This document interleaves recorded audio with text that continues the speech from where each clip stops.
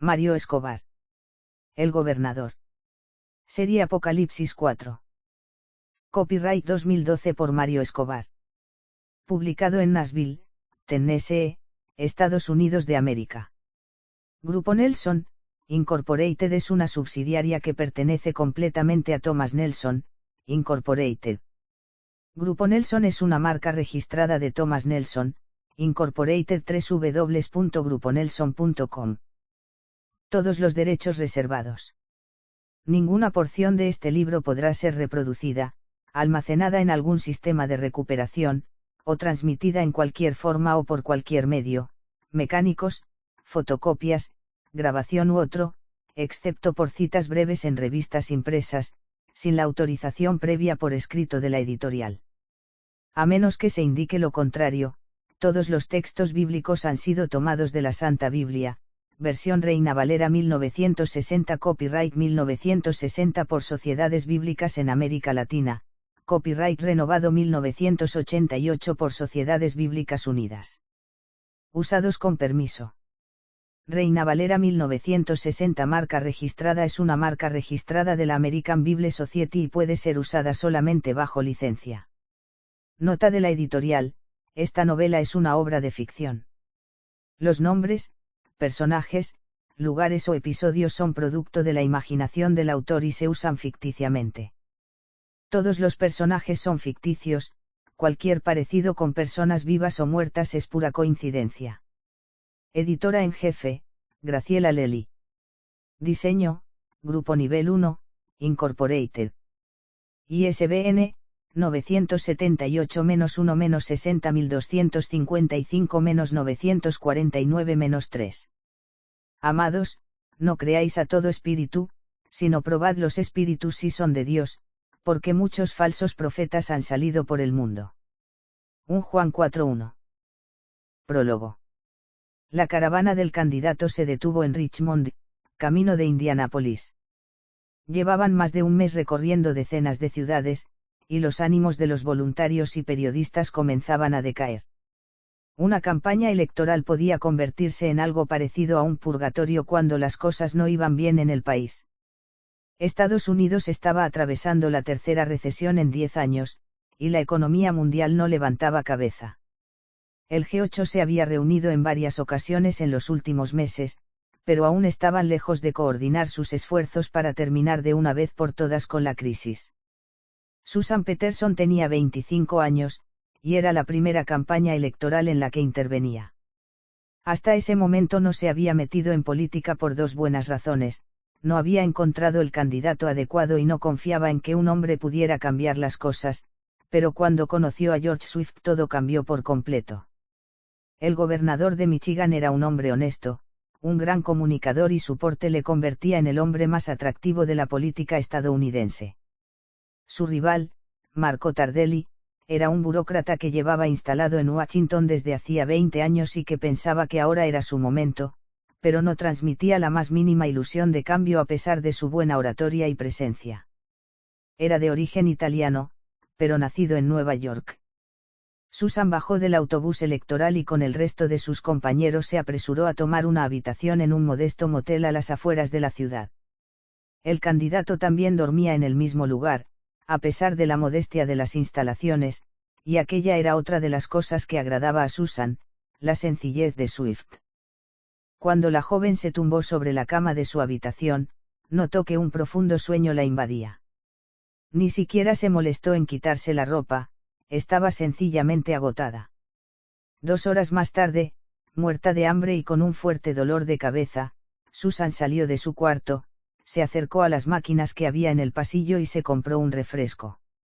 Estaba regresando a su cuarto cuando escuchó un ruido al fondo del pasillo. Se aproximó con cierto recelo a la parte oscura, escuchó unos murmullos y notó cómo el vello de todo su cuerpo se erizaba por momentos.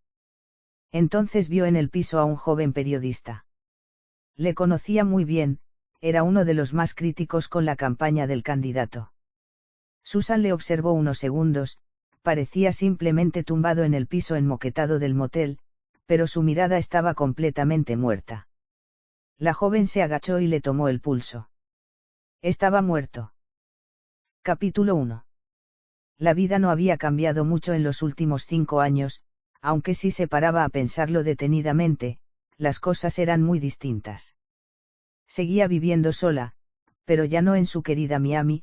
Por gentileza del Estado tenía un coqueto apartamento de 2 habitaciones en Washington y un modesto Nissan rojo de segunda mano, que paseaba por las grandes avenidas de la capital federal. Seguía en el FBI, pero ahora trabajaba en el BAU, la Unidad de Análisis de Comportamiento, y tenía el cargo de directora de división, con más de 20 agentes a sus órdenes. Toda una responsabilidad que dejaba su vida personal en prácticamente unas vacaciones de 2 semanas al año y la visita a su tía Clarisa el día de Acción de Gracias. Priscila Serrano no se quejaba, ahora que su madre estaba muerta y su tía navegaba irrevocablemente hacia el mismo lugar. Su vida privada consistía en correr todas las mañanas antes de ir al trabajo, pasarse media hora viendo televisión y asistir a una pequeña capilla pentecostal cerca de su apartamento. Priscila terminó de vestirse, ahora se podía permitir hacerlo con grandes firmas de diseñadores, aquel era su único exceso, como si al menos su aspecto le devolviera algo de emoción a su vida. Su trabajo era muy burocrático, casi pasaba más tiempo coordinando horarios y distribuyendo tareas que examinando casos y, sobre todo, extrañaba a su compañero Ray Charles, que llevaba 6 meses jubilado. Ray y ella mantenían algún contacto telefónico, pero no se veían desde el verano y ahora era otoño, la época preferida de Priscila en Washington. La directora de división no tenía nada en contra de los padres de la nación, pero cada mañana se despertaba pensado en lo mismo: la ciudad, el Potomac no era el mejor lugar para poner la capital de un país. Demasiado fría en invierno y calurosa en verano, húmeda y mal organizada, los edificios eran tan colosales que una simple gestión te llevaba horas. No era una ciudad para disfrutar, la capital federal era una ciudad para sufrir. Priscila tomó su auto y se dirigió a la oficina. Ya llevaba 2 horas trabajando desde casa, por lo que podía permitirse llegar a las 10 de la mañana, cuando el tráfico comenzaba a amainar y la ciudad se hacía algo más amable. Estacionó su vehículo en el aparcamiento de la central del FBI, en la avenida Pensilvania, en el Distrito de Columbia, un modesto edificio de oficinas que ocupaba una manzana entera, aunque comparado con el mega edificio de la CIA, era poco más que una caja de zapatos. Priscila subió en el elevador hasta la 4ª planta y recorrió la amplia oficina saludando a todo su equipo, hasta llegar a su despacho acristalado. Sus vistas de la ciudad no eran gran cosa, pero se sentía cómoda rodeada de aquello que le proporcionaba más seguridad, la rutina.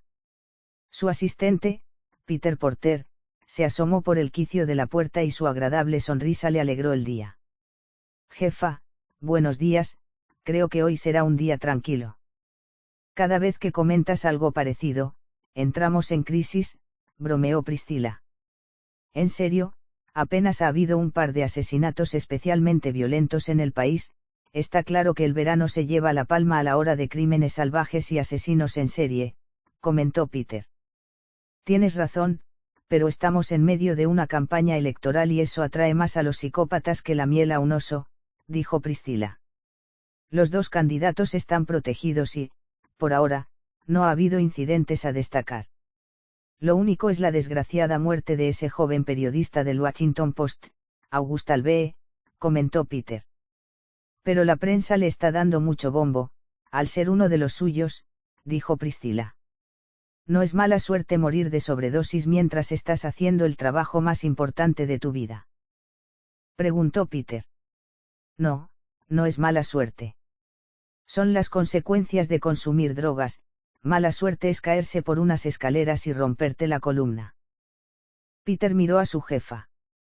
Era una de las mujeres más guapas del departamento, su cabello moreno recogido en un moño le hacía más mayor, pero resaltaba sus grandes ojos verdes, sus pómulos prominentes y sus bellos rasgos, aunque a veces podía ser recalcitrantemente conservadora. Nunca he conocido a nadie de Florida tan rígido, dijo Peter. Lo cierto es que a la única persona que conoces de Florida es a mí, pero confundes rigidez con principios, aunque ya estoy acostumbrada, es uno de los males de este siglo, bromeó Priscila. Te he enviado un correo, al parecer, esta mañana a primera hora te llamó una chica desde Indiana, parecía algo alterada, pero no quería hablar con ningún agente, únicamente contigo, dijo Peter. ¿Se puede saber por qué en esta división nadie hace bien su trabajo?, preguntó Priscilla en voz alta. Lo intentamos, pero quería hablar contigo, dijo Peter. Está bien, la llamaré luego, dijo Priscilla. Cuando se quedó sola hizo dos cosas antes de ponerse a trabajar. Pensó en su madre en Santo Domingo, en las últimas horas que habían estado juntas antes de verla partir. Después abrió una página web en su computadora, con la que meditaba unos instantes después de leer un texto bíblico. Cuando abrió su correo electrónico observó con estupor que tenía 200 mensajes de una tal Susan Peterson, una de las ayudantes de campaña del candidato George Swift. Priscilla sabía mucho de psicología, y aquello únicamente podía significar una cosa. Susan estaba fuera de control y eso, en una campaña electoral, era una verdadera bomba de relojería. Capítulo 2. La voz temblorosa de la chica denotaba su nerviosismo, las cosas que decía parecían poco coherentes, como si no pudiera pensar con claridad. Priscilla intentó tranquilizarla, pero Susan lo único que quería es que fuera de inmediato para Indianápolis. No puedo dejar la oficina. Tengo más de 20 personas a mi cargo, 10 casos abiertos de locos psicópatas, y tanto papeleo que no debería levantarme en una semana de esta silla para terminarlo. Algo extraño está sucediendo con el candidato, tiene que hacerme caso, comentó Susan al borde del llanto. Ese es el problema, señorita. No hay caso. Un suicidio o una sobredosis son simples accidentes, pero no un crimen, dijo Priscilla. August Albe había dado con algo gordo, por eso le mataron. Estoy a punto de averiguar qué es, pero necesito su ayuda, dijo Susan bajando el tono de voz. El problema de Priscilla era que tenía una conciencia tan grande que no entraba en el horroroso edificio del FBI. Está bien, tomaré un avión y estaré contigo durante unas horas, después regresaré. No puedo quedarme a dormir, pero iré de manera extraoficial. Gracias, señora Serrano, no se arrepentirá. Tras colgar el teléfono, Priscilla repasó brevemente los datos del candidato George Swift. 45 años, varón blanco, casado con Margaret, con 2 hijas, Mirla y Patrice, licenciado en Derecho por la Universidad Columbus de Nueva York, había sido congresista durante 5 años y gobernador durante 8 años.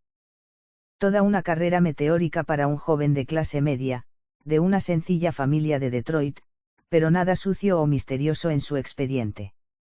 Católico practicante, pero de talante no muy conservador, había servido en la Guardia Nacional y era muy aficionado al béisbol. Ninguna amante conocida, ninguna aventura extramatrimonial, ningún caso de corrupción, y eso era mucho decir para el promedio de políticos estadounidenses.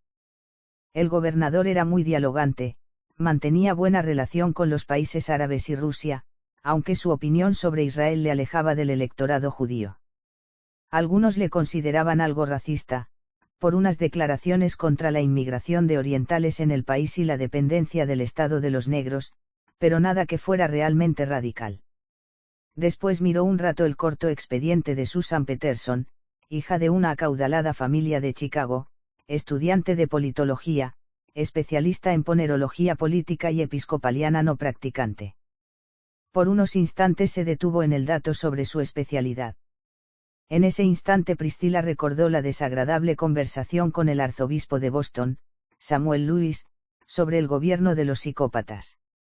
El arzobispo en ese momento no estaba en Estados Unidos, la repentina muerte del Papa le había obligado a viajar a Roma. Priscilla seguía su rastro, nunca había podido demostrar su relación con los asesinatos de varios sacerdotes católicos en Boston, pero no descartaba reabrir el caso. Aunque el padre Philip había sido condenado a cadena perpetua, afortunadamente para él no había condena de muerte en el estado de Massachusetts. Priscilla puso de nuevo en funcionamiento la base de datos del FBI, pero apenas había información del muerto. August Albe era un periodista de 28 años, especializado en temas políticos, soltero, de origen judío, residente en Washington y nunca había cometido un delito, ni siquiera una multa de tráfico. Peter, ¿puedes venir?, gritó Priscilla. Sí, jefa, dijo el asistente entrando a la carrera. ¿Puedes sacarme un billete de avión en el primer vuelo que salga para Indianápolis? Hecho. ¿Dormirá en la ciudad? No, pero deja la vuelta abierta, comentó Priscilla. Al final va a visitar a Susan Peterson. Parecía muy asustada, podría haber enviado un agente para que charlara con ella, pero no me quedaba tranquila, dijo Priscilla. Me hago cargo, yo intentaré mover el papeleo. Se sentirá como en casa, dijo el asistente. ¿Por qué?, preguntó intrigada Priscilla. Indianápolis es la ciudad con más iglesias por metro cuadrado, es la capital del puritanismo de la región, bromeó Peter. Muy gracioso, cuando regrese recuérdame que te baje el sueldo, dijo Priscilla.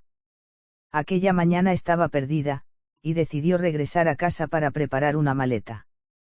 Mientras recogía la ropa recibió el billete en su iPhone, le quedaban 40 minutos para llegar al aeropuerto. Decidió pedir un taxi, pues la última vez que había ido en auto a un viaje con el vuelo de regreso abierto, su Nissan se había pasado 15 días en el estacionamiento del aeropuerto, lo que le había resultado carísimo. Mientras el taxi atravesaba las calles del centro de Washington, Priscilla recordó de nuevo al arzobispo, como si algo le dijera que buscara más información. No tuvo que indagar mucho en su iPad, ya que el arzobispo era uno de los papables aquel año. Lo único que le faltaba al confuso y turbulento año que vivían era que el futuro papa fuera un psicópata, que se creía elegido por el destino para dirigir espiritualmente al mundo. Capítulo 3. La terminal de vuelo del aeropuerto de Indianápolis era muy pequeña, pero su estilo vanguardista la convertía en una de las más modernas del país. Cuando Priscilla salió de la terminal comprobó que la temperatura era muy agradable.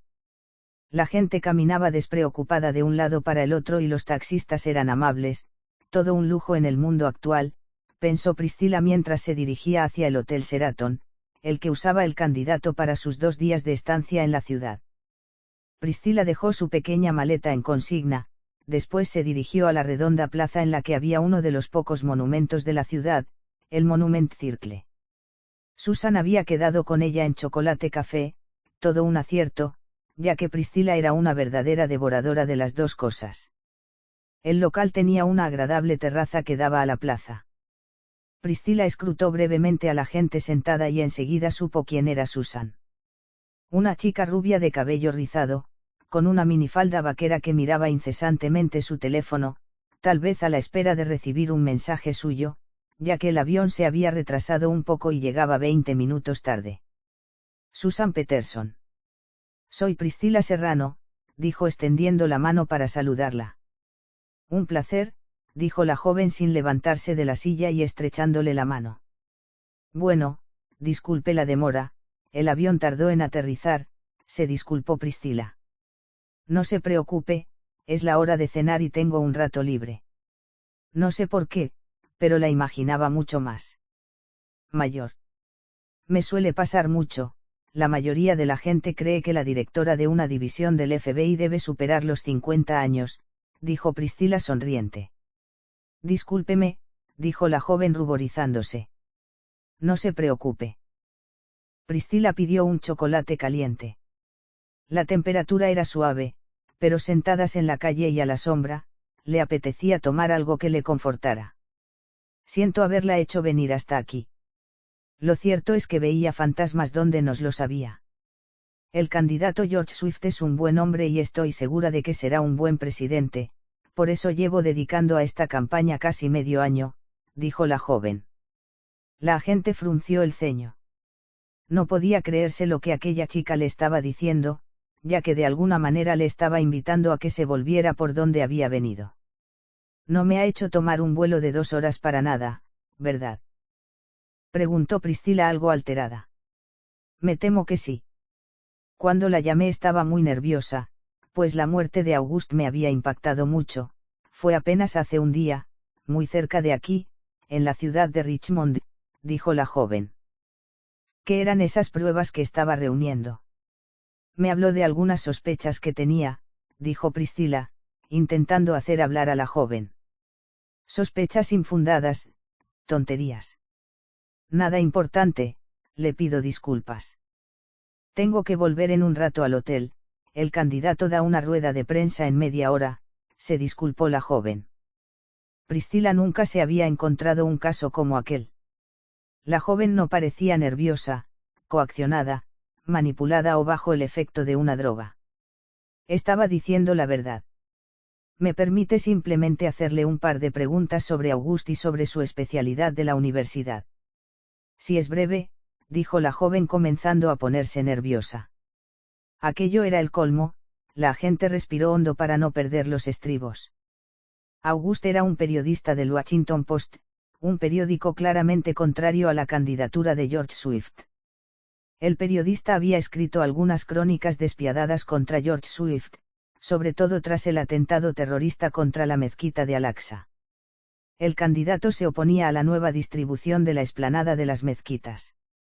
Los judíos van a reconstruir el templo de Jerusalén, aunque han prometido que harán una mezquita en la explanada, dijo Priscila. El candidato teme que eso aumente la tensión en la zona.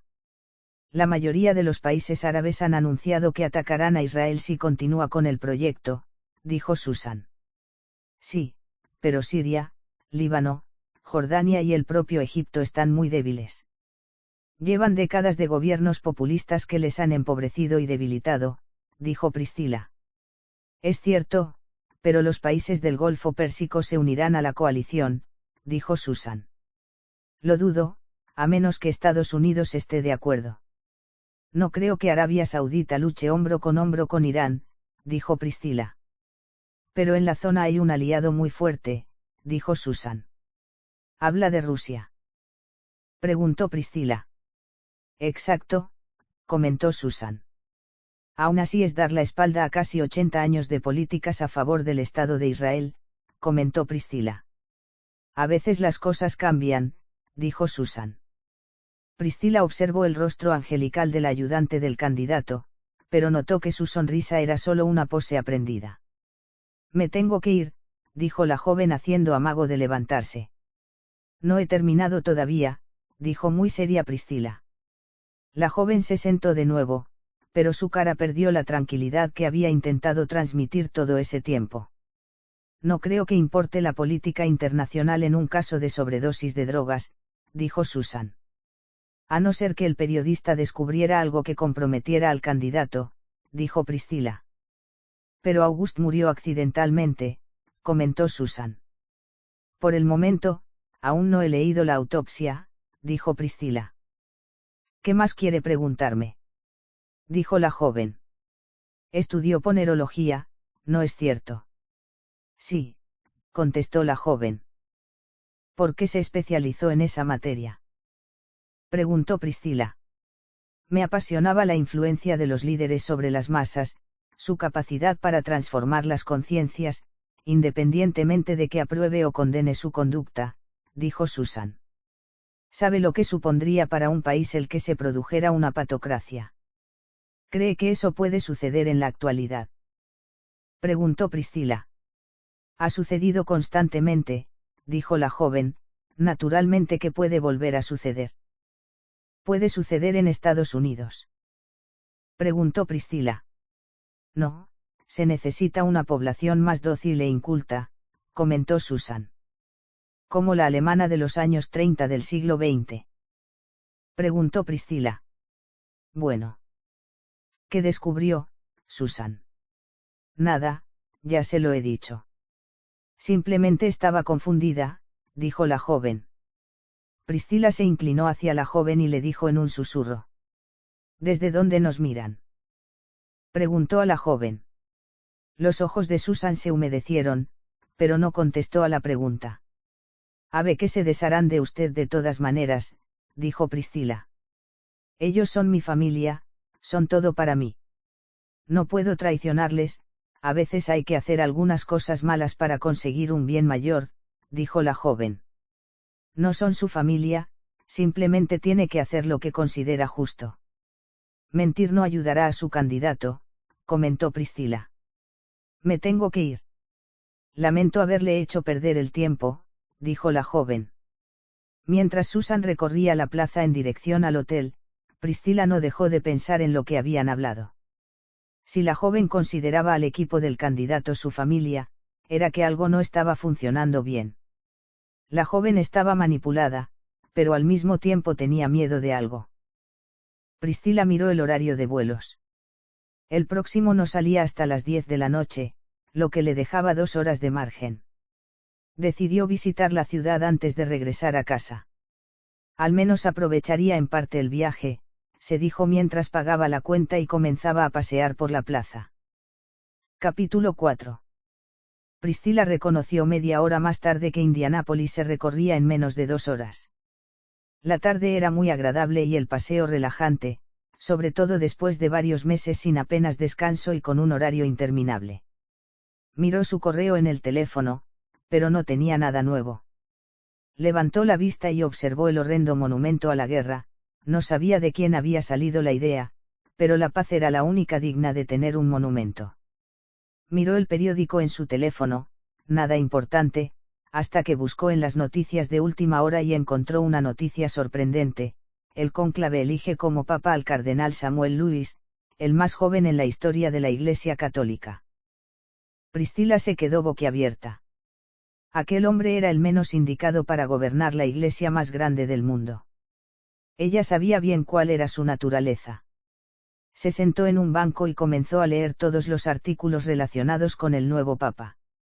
En el L'Osservatore Romano, el periódico oficial del Vaticano, comentaban que el nuevo papa regiría la iglesia con el nombre de Juan Pablo III y que había prometido que su primera visita sería a la ONU, dada la grave situación económica y política del planeta.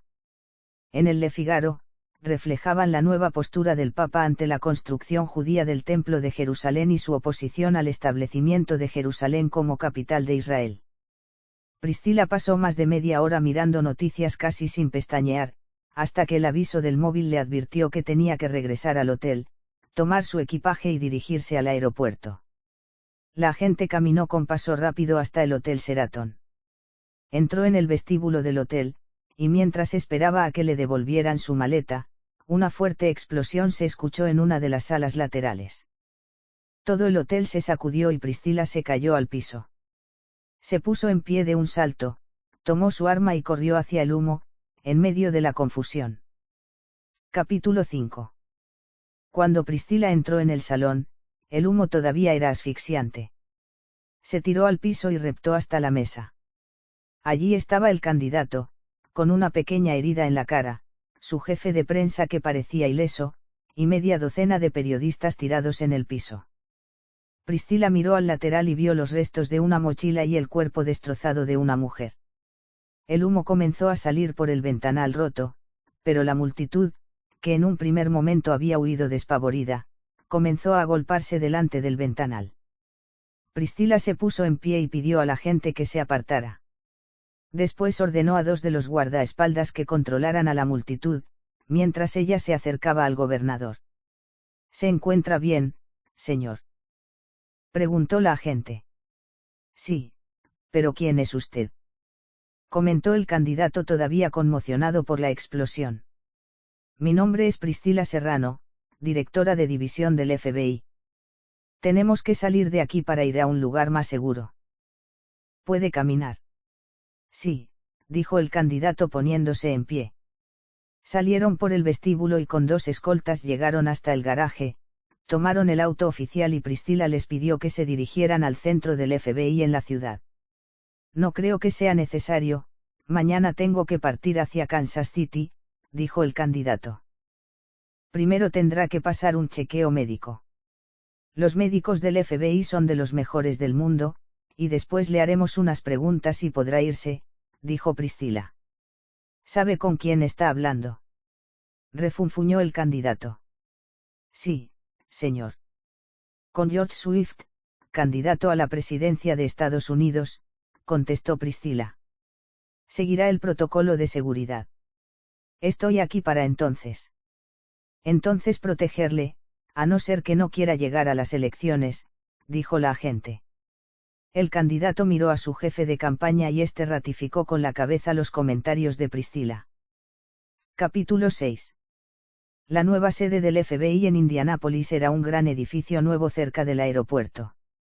Después de examinar al candidato y a su jefe de prensa, los miembros del FBI los llevaron a una cómoda sala, les facilitaron ropa limpia y comida, una computadora y varias líneas de teléfono.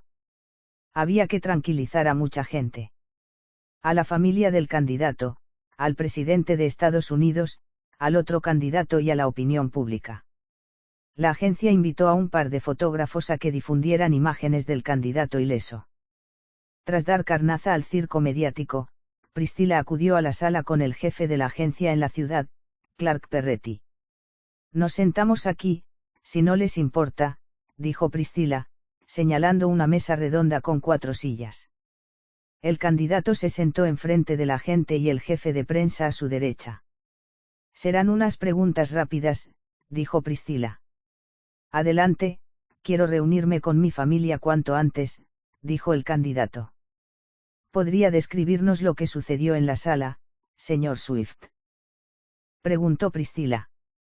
Si lo desean, yo puedo contarles, dijo el jefe de prensa. Gracias, prefiero que testifique él, usted puede completar más tarde la declaración, dijo Priscilla cortando al hombre. El candidato frunció el ceño. No le gustaba ni el tono ni las formas de la mujer. Seré breve, estábamos haciendo una rueda de prensa con los medios de la ciudad antes del mitin de esta noche. Llevábamos unos 10 minutos cuando Susan Peterson, una de los miembros de nuestro equipo de campaña, entró en la sala y se sentó en una silla junto a la cristalera. Lo último que recuerdo es que la joven se puso en pie y estalló por los aires, dijo el candidato. ¿Conocía a la joven?, preguntó Priscilla. Naturalmente, llevaba más de un mes viajando con nosotros, es hija de un destacado miembro del partido en Chicago, dijo el candidato. ¿No sabe nada más?, preguntó el otro agente. No, normalmente no hablo con el resto de voluntarios, puede que cruce alguna palabra, pero poco más, dijo el candidato. Priscilla anotó varios datos en su iPad, después puso en marcha el video de la pantalla y les hizo un gesto para que mirasen. Las imágenes del hotel eran muy nítidas. Se veía claramente la entrada de la joven, cómo se sentaba en un lado, como si fuera un autómata, y después se ponía de pie y se hacía estallar.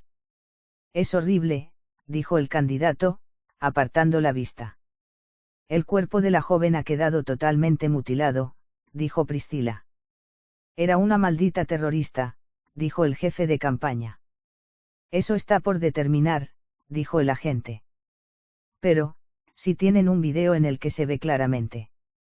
Puede que lo hiciera coaccionada, que la amenazaran con matar a su familia, drogada, en un impulso de celos, dijo Priscilla. El candidato se puso en pie y señaló con el índice a la agente. Está insinuado que era mi amante, dijo el candidato. No, en muchas ocasiones estas becarias se enamoran de los líderes políticos y sienten celos aunque entre ellos no haya ninguna relación, dijo Priscilla. Hay muchas cosas que no encajan. ¿Por qué se inmoló la joven?, preguntó el agente. Está claro, para matarme, dijo el candidato. ¿Está seguro?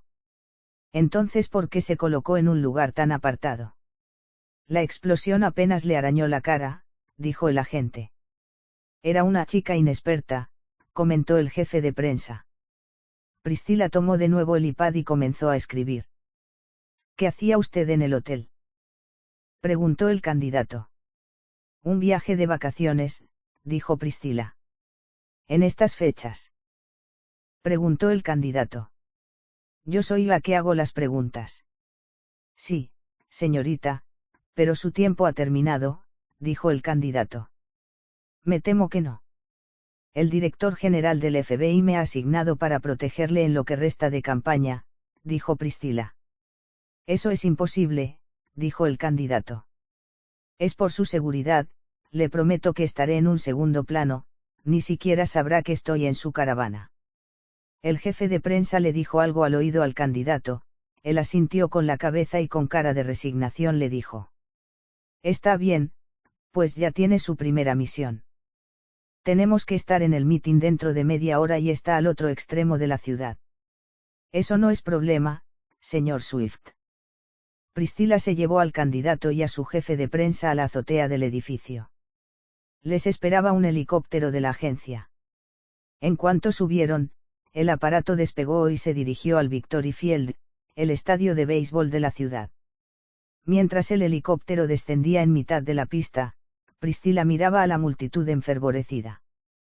Qué sencillo era manipularles, un poco de espectáculo, algunas mentiras útiles, un par de comentarios para manipular sus sentimientos y la gente era capaz de hacer cualquier cosa por su líder.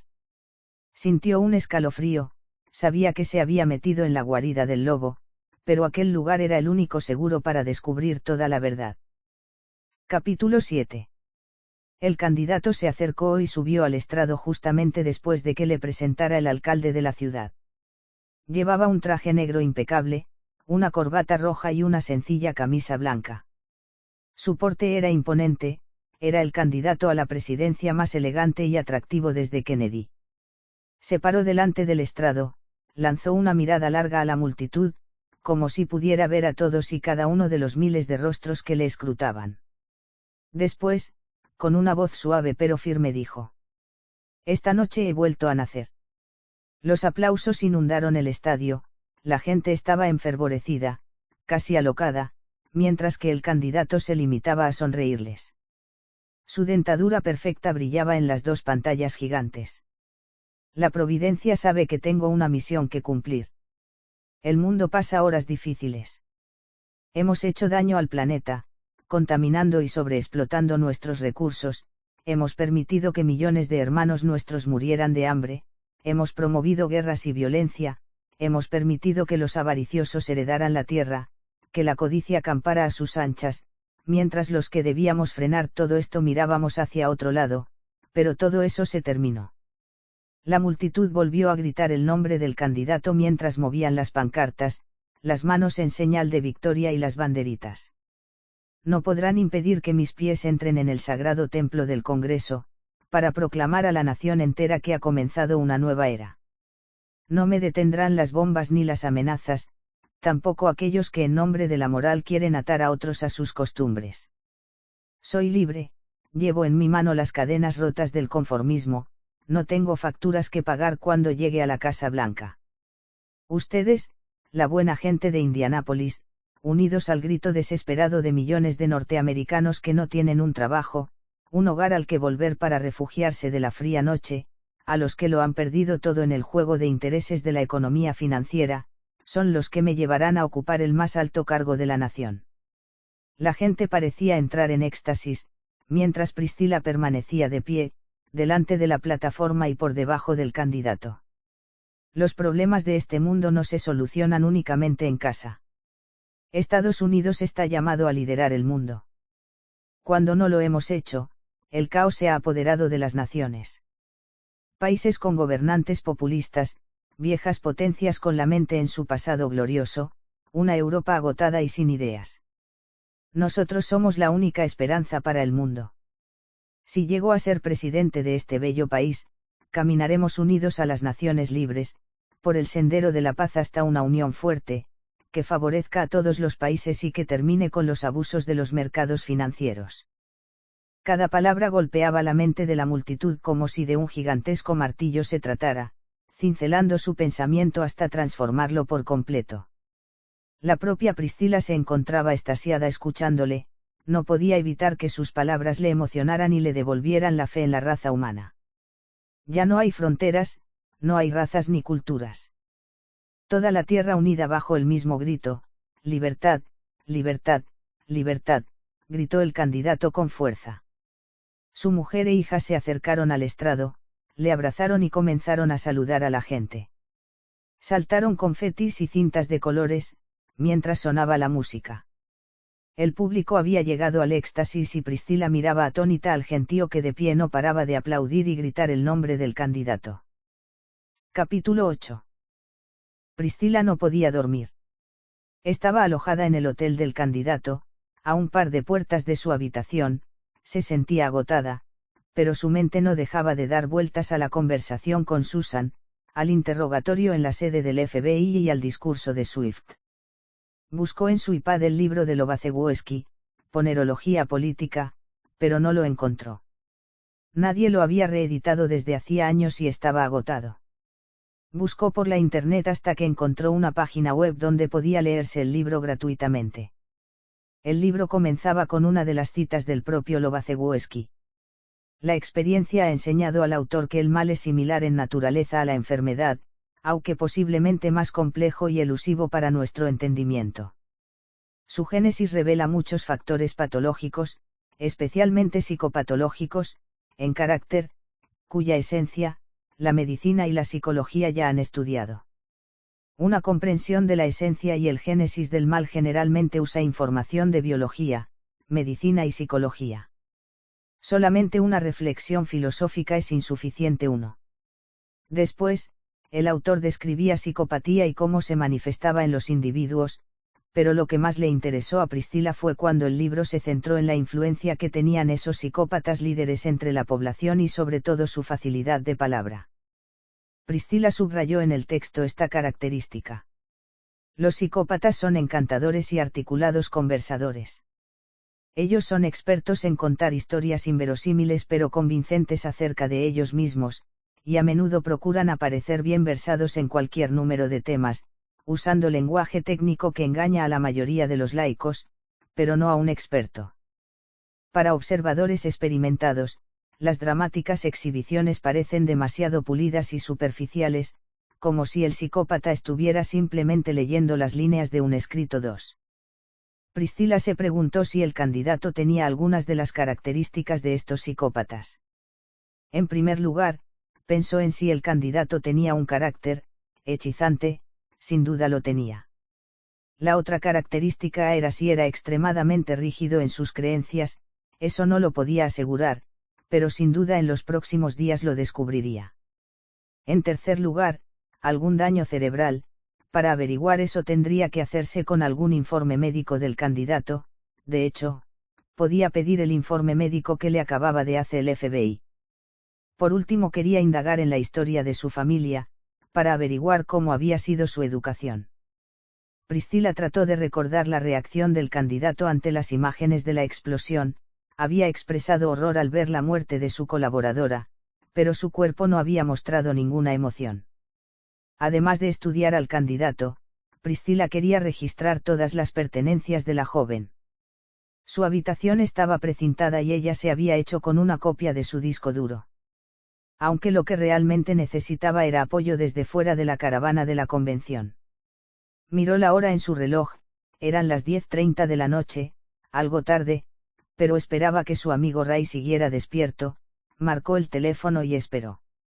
Unos segundos más tarde, una voz adormilada respondió al otro lado. Dígame. Ray, soy yo, Priscilla, dijo la agente, contenta de escuchar la voz de su amigo. Priscilla. ¿Se puede saber por qué me llamas a estas horas? Dijo Ray. Tengo un caso entre manos y necesitaré tu ayuda, comentó la agente. Estoy jubilado, ahora me dedico a jugar al golf, leer el periódico y acumular medicamentos, dijo Ray. No me lo creo, dijo Priscilla. Bueno, ¿en qué te puedo ayudar? Estoy investigando un caso relacionado con el candidato presidencial George Swift, dijo la agente. ¿Al que casi vuelan esta tarde en Indianápolis? Preguntó Ray. Al mismo. Quiero que averigües todo sobre su pasado, también sobre Susan Peterson, y por último que estudies quiénes son los donantes más importantes de la campaña, dijo Priscilla. ¿Y tú a qué te dedicarás? ¿Te has tomado unas vacaciones en la playa? Preguntó Ray. Estoy en el equipo de seguridad del candidato y le seguiré por todo el país. Mañana nos vamos a Kansas City, te mantendré informado del itinerario, dijo Priscilla. Ok, espero que sepas guardar tu trasero sin mí, dijo Ray. Llevo mucho tiempo haciéndolo, comentó Priscilla. Un abrazo, me pongo a ello mañana mismo, dijo Ray. Descansa y manténme informada de cualquier novedad, dijo Priscilla. Cuando la agente colgó el teléfono tenía una sonrisa grabada en los labios. Ray y ella habían resuelto varios casos juntos, a pesar de ser la noche y el día. A lo mejor ese era el secreto de su éxito, las personas muy diferentes tienden a complementarse. Apagó la luz e intentó dormir, pero aquellos sueños extraños invadieron su descanso, y a la mañana siguiente se sentía realmente agotada. Capítulo 9. La mañana fue ajetreada. La vida nómada de los candidatos les llevaba de un sitio a otro durante semanas. Muchos viajes en avión, bastantes kilómetros en autobús. Interminables mítines, ruedas de prensa, comidas y entrevistas. Priscilla tenía a su cargo a 5 agentes del FBI y otros 10 miembros de la seguridad privada del candidato. Su especialidad no era la protección de altos cargos, pero en su época de estudiante había aprendido algunas técnicas contra ataques terroristas y cómo poner a salvo a una autoridad en peligro. Para llegar a Kansas City, el jefe de prensa optó por el autobús.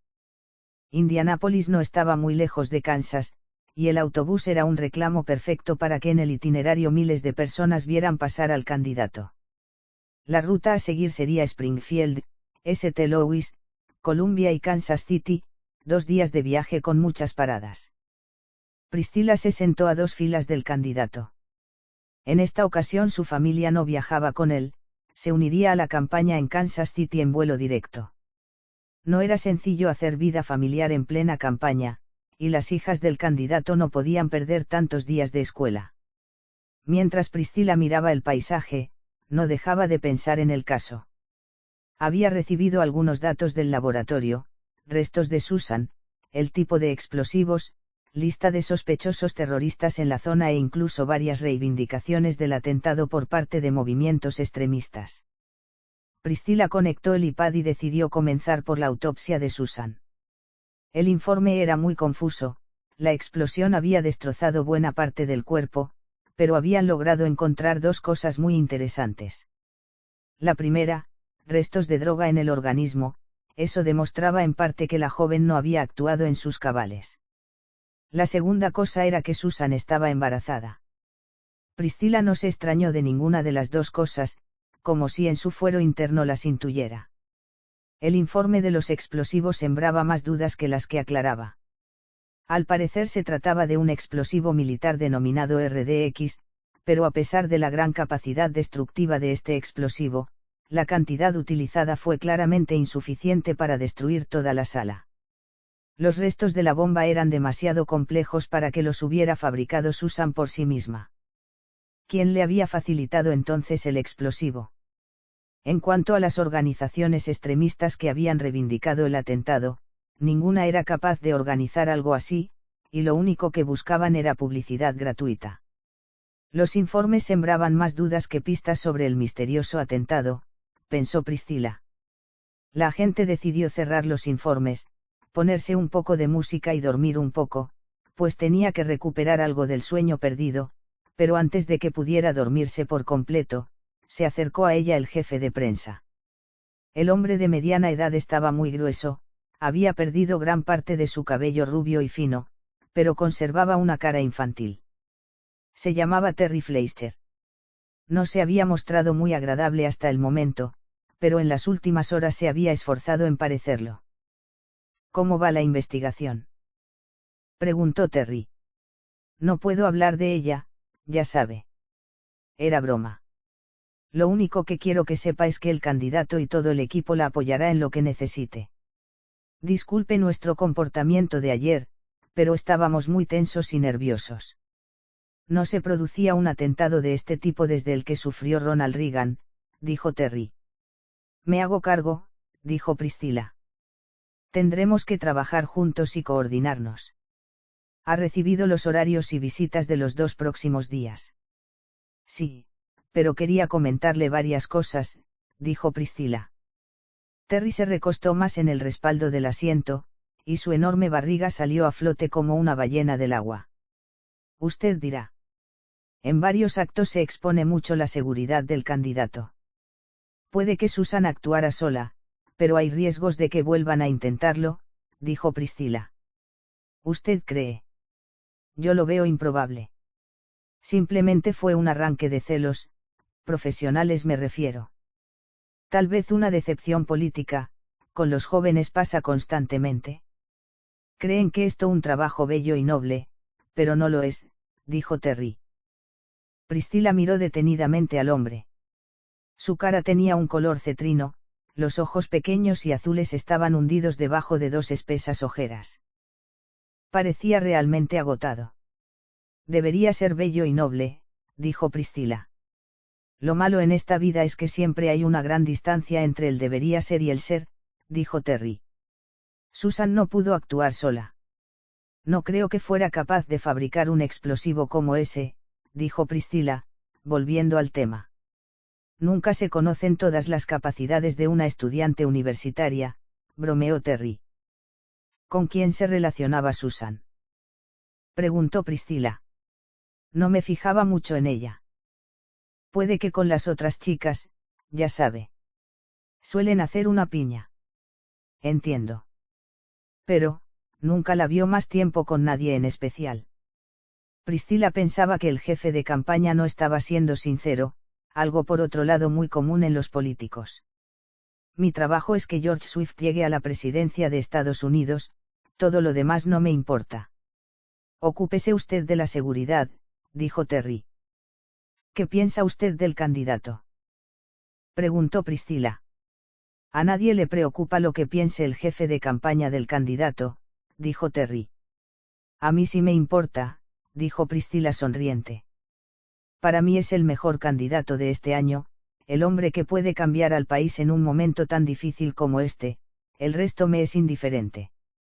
En cambio a mí me interesa ese resto que usted menciona de soslayo, dijo Priscilla. No le entiendo, dijo Terry encogiendo los hombros. ¿Cómo es George?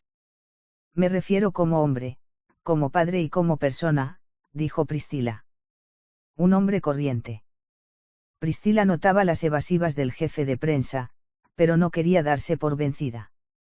Me refiero a que si es cariñoso con sus hijas, entra en cólera con facilidad, es compasivo, religioso. Es un tipo normal que controla bastante sus emociones y no le gusta expresarlas en público, a no ser que piense que es necesario hacerlo, dijo Terry. Entonces tiene un gran control sobre sí mismo, dijo Priscilla. El autocontrol es bueno, ¿verdad? Sí, claro, dijo Priscilla. Terry se puso en pie, miró largamente a Priscilla y antes de marcharse le dijo. Hoy quiere almorzar el candidato con usted. ¿Está libre? Creo que sí, no tengo nada mejor que hacer que protegerle en la próxima semana, dijo Priscilla. Capítulo 10.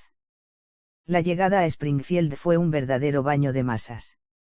Desde el atentado, el candidato había aumentado su distancia con su rival en más de 20 puntos, la mayor distancia de la historia presidencial de Estados Unidos.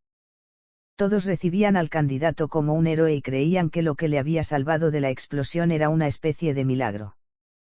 Priscilla nunca había observado tan de cerca lo parecido que podía ser el fenómeno religioso y el de los fans. Gente dispuesta a hacer cualquier cosa por la persona que admiraba. Mientras el autobús atravesaba las calles engalanadas de la ciudad, una gran multitud se agolpaba en las aceras. Al final llegaron al Hotel Hilton, una gran torre en mitad de la ciudad, muy próximo al antiguo Capitolio. Después de proteger al candidato hasta su habitación, Priscilla recogió su equipaje del vestíbulo y se dirigió a su habitación. Se cambió de ropa, miró el correo electrónico y llamó a su amigo Ray, eran las 11 de la mañana. En una hora estaría almorzando con el candidato, una oportunidad única para poder sacarle información, pero necesitaba que Ray hubiera encontrado algo. Llamó a su amigo, pero él no respondió al teléfono. Salió del cuarto en dirección a la habitación del candidato. Llamó a la puerta y entró. George le dedicó una fugaz sonrisa y después le dijo. Tardaré unos minutos, hoy salen las nuevas encuestas y estamos analizando los resultados. Tras recibir varios archivos, el equipo del candidato comenzó a ponerse eufórico, si las elecciones fueran esa misma semana, ganarían en 48 de los 50 estados, además con una mayoría absoluta. George se puso la chaqueta del traje e hizo un gesto a Priscilla para que saliera del cuarto. Caminaron por el largo pasillo y se dirigieron al elevador. El candidato apretó a la última planta. Hay unas hermosas vistas desde el restaurante de la última planta, además lo han cerrado para nosotros durante 1 hora. No quieren que salte por los aires toda su clientela, bromeó George.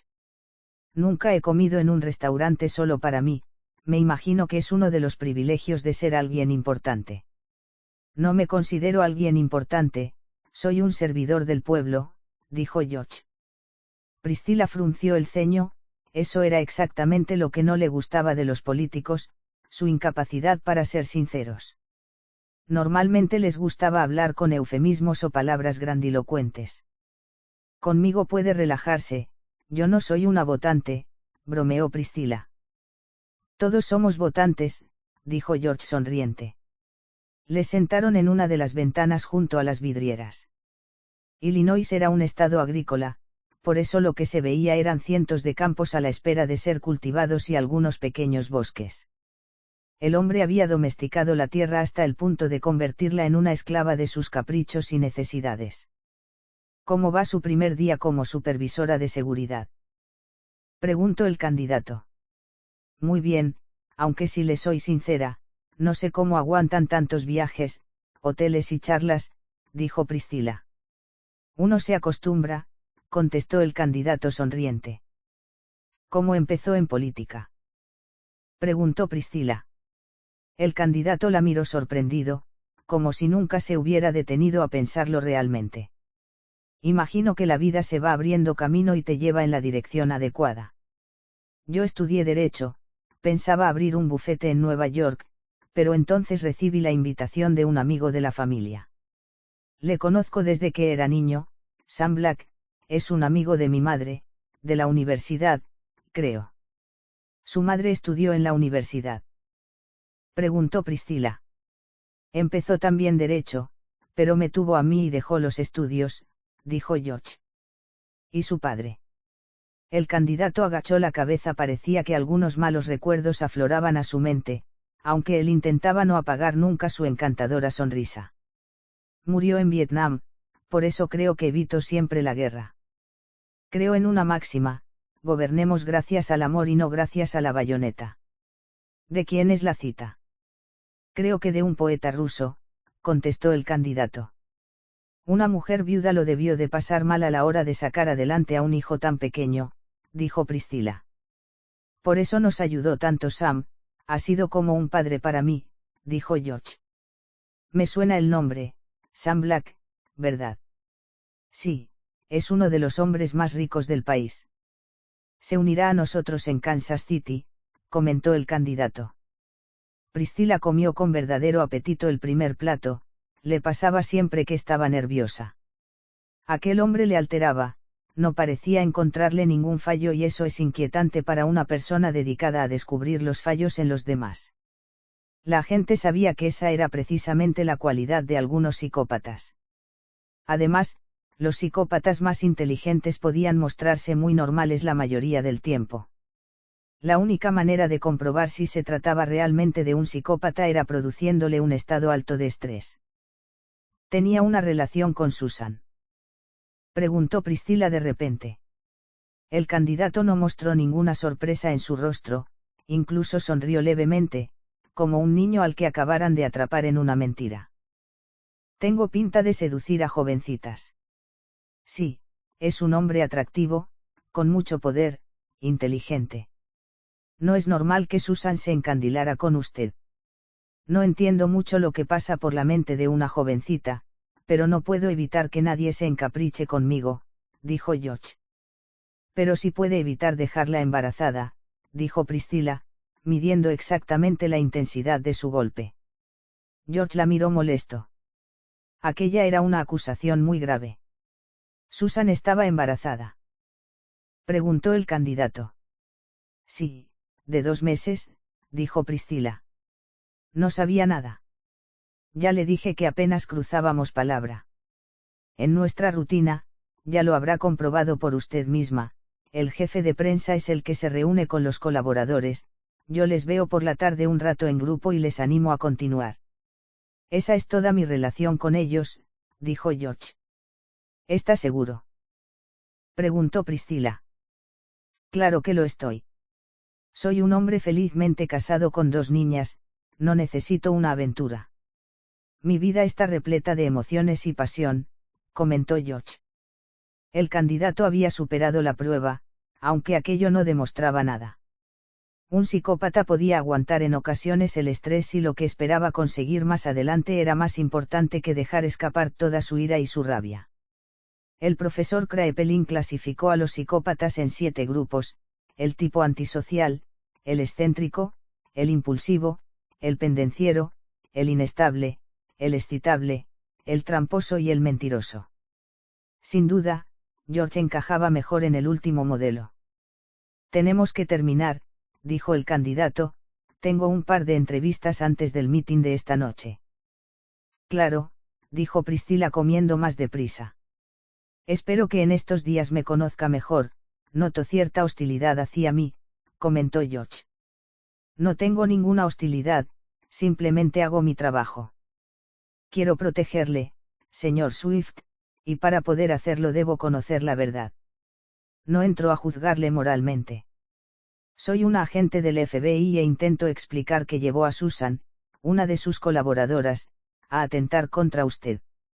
Descubro que está embarazada, y es normal que sume 1 más 1, comentó Priscilla. Tiene razón, discúlpeme. Estoy bajo un gran estrés. Discúlpeme usted si en algún momento le he ofendido, dijo Priscilla. No me molestan las preguntas directas, las prefiero a las indirectas, me imagino que son las consecuencias de una educación clásica, de alguien que se crió en Texas. Se pusieron en pie a la vez y salieron del comedor. Priscilla tenía 1 hora de descanso antes de incorporarse al grupo que acompañaría el auto oficial del candidato hasta el lugar del mitin. Tras despedirse en el elevador, la agente se dirigió a su habitación y miró una llamada perdida de su amigo Ray. Te llamaré luego, amigo, pensó mientras guardaba el teléfono. Ahora necesitaba descansar un poco. Capítulo 11. Se despertó de la siesta totalmente embotada, miró la hora en el teléfono y se quedó petrificada. Tenía que vestirse a toda velocidad, pues en 15 minutos el candidato salía para dar su mitin en el Prairie Capital Convention Center. El auditorio estaba en la acera de enfrente, pero por seguridad era mejor ir en auto y entrar directamente por el aparcamiento. Cuando llegó a la habitación del candidato, el resto del equipo estaba dispuesto. ¿Están los elevadores despejados?, preguntó terminando de meterse la blusa por la falda y abotonándose la chaqueta. Sí, señora, respondió uno de los agentes. Muy bien, ¿han revisado el aparcamiento? Sí, señora. Nadie puede entrar ni salir hasta que el candidato abandone el edificio. Perfecto, el centro de convenciones está protegido. Preguntó Priscilla. Sí, 200 agentes locales, algunos refuerzos del FBI y 50 vigilantes privados. Aquel lugar era demasiado grande, tenía muchas entradas y recovecos, pero al parecer todo estaba controlado. En marcha, ordenó Priscilla. El candidato salió de la habitación y le llevaron escoltado hasta el elevador, después al auto, y por último salieron a la calle. Una multitud esperaba la aparición del candidato. Miles de personas habían llegado de todo el estado para oírle hablar. Se dirigieron al centro de convenciones. Después llevaron al candidato a una de las salas VIP. Mientras acicalaban y preparaban todo para el mitin, Priscilla salió de la sala y miró su teléfono. Tenía un mensaje de Ray: llámame en cuanto puedas, es urgente. Priscilla dio al botón de llamada, pero el candidato salió en ese momento. La comitiva recorrió el pasillo y salió por la parte trasera del estrado. Varias decenas de miles de personas se pusieron en pie mientras sonaba una frenética música. El espectáculo debía continuar. Capítulo 12. La forma del mitin fue muy parecida a la del día anterior, aunque el discurso, para sorpresa de Priscilla, era totalmente diferente. El público parecía tan entusiasmado como en Indianápolis, pero mucho más numeroso. Priscilla comprobaba cada 5 minutos la seguridad en los 5 puntos más calientes del centro de convenciones. Apenas había habido incidentes y todo marchaba con normalidad hasta el final del acto. Todo sucedió con mucha rapidez. Un joven con gorra de béisbol estaba situado muy cerca de la primera fila, en una zona dedicada a simpatizantes y militantes del partido. Priscila no reparó en él hasta casi finalizar el acto. En cierto sentido se fijó en él por la gorra. Los elementos para tapar el rostro eran siempre sospechosos en un acto como ese. El joven se puso en pie cuando el candidato terminó el discurso, como solía hacer todo el mundo, pero él sacó algo de un bolsillo trasero y dio un paso al frente. Priscila se adelantó un poco, estaba al pie de la plataforma pero a escasa distancia del candidato. El chico aprovechó la confusión que se producía cuando algunos miembros destacados del partido subían a la plataforma, para saltar un cordón y dar 2 zancadas hasta el candidato. Priscila dio un salto y se lanzó a los pies del joven. Una bandada de guardaespaldas se lanzó a proteger al candidato, mientras algunos agentes reducían al sospechoso. El pánico se apoderó de las gradas y la gente comenzó a abandonar precipitadamente el recinto. Cuando todo estuvo bajo control, el jefe de prensa tranquilizó a la multitud, que dejó el acto de manera ordenada. Priscila miró el rostro del joven pegado contra el piso enmoquetado de la plataforma. Era un crío de menos de 15 años. La agente le había quitado una navaja, no era muy grande, pero suficiente para asesinar a una persona.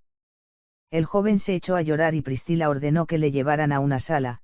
Si hacía el interrogatorio en la primera hora, tenía muchas más posibilidades de sacar más información. El sentimiento de fracaso y el temor a ser condenado bajaban las defensas de los delincuentes. Tenía que darse mucha prisa. Capítulo 13. Cuando entró en la sala, el chico estaba sentado en una silla, con las manos esposadas y el cabello rubio cortado a cepillo, completamente cubierto de sudor. Priscila pidió con un gesto a sus compañeros que los dejaran solos, después tomó una silla y se sentó justamente enfrente. No dijo nada, simplemente esperó a que el joven levantara la cabeza. Tuvo que esperar un par de minutos antes de que los brillantes ojos grises del joven se posaran en los suyos. ¿Estás bien?, preguntó la agente. El joven la miró extrañado. No esperaba una reacción de ese tipo. ¿Te encuentras bien?, volvió a preguntar, después puso una mano sobre el hombro del chico, que se apartó ligeramente. Priscila se apartó un poco, contempló el rostro angustiado del joven y con una voz suave le dijo: ¿Cómo te llamas? El joven no respondió. No quieres preocupar a nadie, ¿verdad?, preguntó Priscila. No, simplemente tenía que hacerlo, contestó al fin. ¿Hacer el qué? Impedir que lo consiga, dijo escuetamente el joven. ¿Que consiga el qué? Llegar a presidente. Ese tipo es muy peligroso, es un mentiroso, dijo el joven. ¿Por qué dices eso? No es quien dice ser. Si se lo explico, creerá que estoy loco, dijo el chico comenzando a llorar. Priscila pasó su mano de nuevo por la espalda del joven, después tomó la llave de las esposas y le soltó. No era prudente hacer algo así, pero quería mostrarle confianza. No le parecía alguien peligroso. Ahora empieza diciéndome tu nombre, después cuéntame tu historia, dijo Priscila tras mirar de nuevo a los ojos al chico, que la observaba atónito. Capítulo 14. Ray decidió tomar el avión y dirigirse directamente a Springfield. Su vuelo desde Dallas no era directo, tenía que ir hasta Washington y desde allí tomar otro avión para la ciudad, pero no le quedaba más remedio. Lo que había averiguado era preocupante, pero por alguna razón Priscila no respondía a sus llamadas. Mientras embarcaba en el avión, se dio cuenta de que en las próximas 4 horas estaría prácticamente incomunicado, pero no veía otra opción. Se sentó en una de las últimas filas, sin percatarse de un hombre que le llevaba siguiendo todo el día y se ponía un par de asientos más atrás. Ray recostó la cabeza y cerró los ojos. Estaba algo viejo para hacer trabajo de campo. Acababa de cumplir los 64, pero desde que se había jubilado ya no seguía el estricto régimen, no hacía el mismo ejercicio que cuando estaba en la agencia. Respiró hondo, bostezó un par de veces e intentó poner las ideas en orden en su cabeza. George Swift no era George Swift, o al menos ese no era el nombre con el que le registraron al nacer. Le había costado mucho averiguarlo, pues alguien había quitado de su sitio la partida de nacimiento, pero afortunadamente, todos los registros habían sido volcados a una agencia pequeña dedicada a realizar el perfil genético de los ciudadanos norteamericanos. El plan era secreto y seguramente ilegal, pero el FBI lo había usado en algunas ocasiones. Array fue el único lugar en el que se le había ocurrido buscar, pero lo que había encontrado era increíble. Por eso tomó a primera hora un vuelo a Dallas, logrando reunir una información muy valiosa sobre el candidato y que se había omitido intencionadamente en la biografía oficial de este. Ray miró las luces parpadeantes de Dallas, después giró la cabeza para el otro lado y se quedó profundamente dormido. Detrás de él, el hombre que le perseguía le vigilaba. Tendría que interceptarle antes de que llegara a su objetivo. Capítulo 15. El joven se relajó poco a poco, se apoyó en el respaldo de la silla y cerró los ojos unos instantes. Cuando los volvió a abrir parecía otra persona. Parecía más confiado y calmado, miró a Priscilla e intentó contarle todo, pero en el último momento no dijo nada. Puedes confiar en mí, lo que quiero hacer es ayudarte. No sé por qué has hecho esta tontería, pero no eres un asesino. Mi nombre es Gabriel McCourt, soy de Chicago, he venido hasta Springfield para matar al gobernador George Swift, dijo el joven. Muy bien, Gabriel, ¿por qué quieres matar al gobernador? Es una historia muy larga, dijo el joven. Tenemos tiempo. El joven se frotó las manos, después se las pasó por el cabello corto, miró a la gente e intentó sonreír, pero no pudo. ¿Cuántos años me caerán?, preguntó. Si colaboras, muy pocos. Está bien. Hace un año estábamos en una reunión de jóvenes en la parroquia de Cristo Redentor en Chicago. Formo parte de un grupo carismático que se reúne los domingos por la tarde en el sótano de la iglesia. No somos muchos, algo más de una docena, aunque aquella tarde éramos solo 6. ¿Quién les dirige? El padre Anselmo, uno de los ayudantes del sacerdote, es un hombre joven. En cuanto llegó a la parroquia revolucionó a la gente. Servicial, alegre y sobre todo muy carismático. Enseguida comenzó a hablar de los dones espirituales, del Espíritu Santo y sus manifestaciones. La realidad es que comenzaron a ocurrir cosas increíbles. Mucha gente comenzó a ir a la iglesia, también se produjeron algunas cosas milagrosas. Ya sabe, personas que se sanaban tras orar por ellas y gente que encontraba trabajo rápidamente, etc. Continúa, dijo Priscilla. Aquella tarde de domingo estábamos un poco desanimados, el obispo trasladaba a Anselmo a una parroquia en San Francisco, pero por otro lado nos alegrábamos por él. La reunión transcurrió con normalidad, pero al finalizar, uno de nosotros propuso que oráramos todos juntos por el sacerdote. Él se puso en el centro, le rodeamos, pusimos las manos y comenzamos a orar. Llevábamos un rato, cuando uno de los chicos comenzó a hablar con una voz rara. Pero no hicimos mucho caso, a veces había gente que hablaba en lenguas espirituales, dijo el joven. Es una práctica muy común en muchas iglesias pentecostales, dijo Priscilla. Entonces el joven dijo que tenía un mensaje de parte de Dios. Contó que en un año un hombre que era gobernador se iba a presentar a las elecciones, que ese hombre no era quien decía ser, su verdadero origen era diabólico. Increíble, comentó Priscilla asombrada. Debíamos matarle para impedir que gobernara, porque se trataba del anticristo, comentó el joven. Priscilla se quedó atónita, todo aquello encajaba con lo que ella misma había pensado, pero le sorprendía oírlo en boca de otra persona.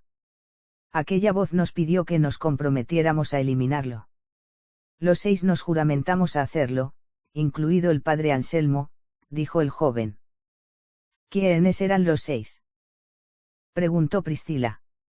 Bueno, ahora somos 5, Susan Peterson murió intentando cumplir la misión. Priscilla se quedó sin palabras. Al fin y al cabo, Susan no había actuado sola. Sus sospechas de un autoatentado se disiparon de repente. Lo más preocupante de todo era que aún quedaban otras 4 personas sueltas con intención de matar al candidato. La agente miró al joven sin saber qué decir. Ella también sospechaba que aquel hombre de aspecto impecable, cuidados modales y oratoria magistral era el hombre maldito, era el anticristo. Capítulo 16. Priscila ordenó que trasladaran al chico al hotel para continuar el interrogatorio. No era un procedimiento habitual, pero ella estaba al mando y ninguno de los agentes le llevó la contraria. Ella prefirió ir caminando, necesitaba algo de aire fresco, tenía la mente confusa y sentía ganas de vomitar, como si toda la tensión de los últimos días comenzara a afectarla realmente. Mientras caminaba por la calle llamó a Ray, pero su teléfono estaba apagado. Es increíble, se dijo a sí misma. No había logrado conectar con él en todo el día. Ahora que sabía que Susan y ese chico, Gabriel, pertenecían a un grupo que quería matar al candidato, lo más lógico era que informara a sus superiores y diera la orden de búsqueda y captura para los sospechosos. Aún quedaban 4 de ellos merodeando por la ciudad, a la espera de una oportunidad para matar al gobernador. Lo que no comprendía Priscila era cómo esa gente pensaba que matar a un hombre estuviera bien. El cristianismo decía expresamente que no se podía matar a nadie, mucho menos a sangre fría. Cuando llegó a la puerta del hotel deseó seguir caminando, pero era mejor que afrontara la realidad. Lo primero que hizo fue ir a ver al candidato, estaba bien aunque algo impresionado. Lamento no haberle visto antes, se disculpó Priscila. No se preocupe, lo cierto es que me ha salvado la vida, comentó el candidato. Sería mejor que suspendiera la campaña, en estas condiciones no puede continuar, dijo Priscila. Ni hablar, nunca se han suspendido unas elecciones a presidente de Estados Unidos, ni siquiera durante la Guerra de Secesión ni en la Segunda Guerra Mundial, prefiero morir en el intento, dijo el candidato. Piense en su mujer y sus hijas, dijo Priscila. Ellas me apoyan plenamente, hace 5 minutos he hablado con mi mujer y me ha animado a seguir. Priscila miró sorprendida al hombre. No entendía su testarudez, pero su deber era protegerle mientras él decidiera seguir adelante. Está bien, si es eso lo que prefiere, dijo Priscila. ¿Quién era el muchacho? ¿Por qué me atacó? Lo lamento, pero eso forma parte de una investigación del FBI, a su debido momento le informaremos. Si no necesita nada más, tengo que terminar de interrogarle. Está bien protegido, descanse. Mañana será un largo día. Gracias, dijo el candidato. Priscila abandonó la habitación y se dirigió un momento a la suya. Se sentó en el escritorio y comprobó que todos los datos que Gabriel le había contado eran verdaderos. Existía la parroquia, el sacerdote, y tanto Susan como Gabriel eran católicos y vivían a escasas manzanas de la iglesia. Después mandó un correo electrónico a su oficina pidiendo a su asistente que buscara a todos los miembros del grupo carismático y los intentara localizar. Cuando abandonó la habitación estaba hecha un mar de dudas. Sabía que la figura del anticristo era una de las más terribles descritas en la Biblia. El hijo del diablo que vendría para tener el gobierno universal del mundo.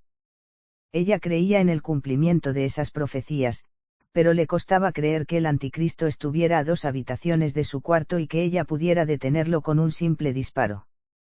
Capítulo 17. Ray salió del largo pasillo que unía el avión con la terminal, después miró a ambos lados e intentó situarse. Nunca había estado en Springfield, pero imaginaba que sería sencillo tomar un taxi e ir directamente al hotel. Gracias a las noticias, todo el país sabía que el candidato se alojaba en el Hotel Hilton, un fallo de seguridad imperdonable. Ray se dirigió a la parada de taxis y tomó el primero de la fila. Afortunadamente, el aeropuerto estaba muy cerca del hotel y en 10 minutos estaba en la puerta. Entró en el edificio y preguntó en recepción a una joven recepcionista oriental. No puedo darle esa información. Todo lo relacionado con el gobernador George Swift es confidencial, dijo la recepcionista. Lo entiendo, pero da la casualidad de que Priscila Serrano, la jefa de seguridad, me tiene que ver con urgencia, comentó Ray molesto.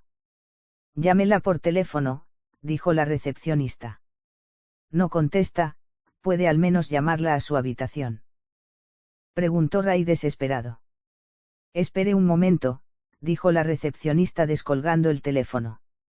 El teléfono sonó en la habitación de Priscila unos minutos más tarde de que saliera para continuar su charla con Gabriel. Apenas había dado unos pasos cuando notó que alguien la agarraba por detrás y la derrumbaba al piso. Después notó un fuerte olor y se quedó dormida. Mientras, Ray miraba desesperado a la recepcionista. Al final, ella colgó el teléfono e hizo un gesto negativo con la cabeza. Ray se dirigió a los sillones y se sentó. Por primera vez en muchos años no sabía qué hacer.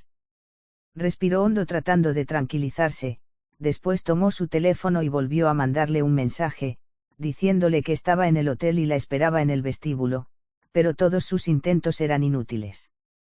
Priscila estaba inconsciente en un cuarto del hotel y aún tardaría un rato en despertarse. Capítulo 18. Todo le daba vueltas, se movió con torpeza en la cama y en ese momento comprendió que estaba atada.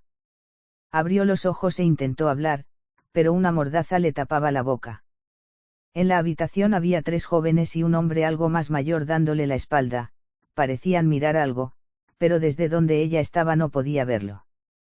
Priscila no sabía si era mejor hacerse la dormida o intentar hablar con ellos. Sin duda se trataba del sacerdote Anselmo y otros 3 de sus acólitos, dispuestos a matar al candidato en nombre de Dios.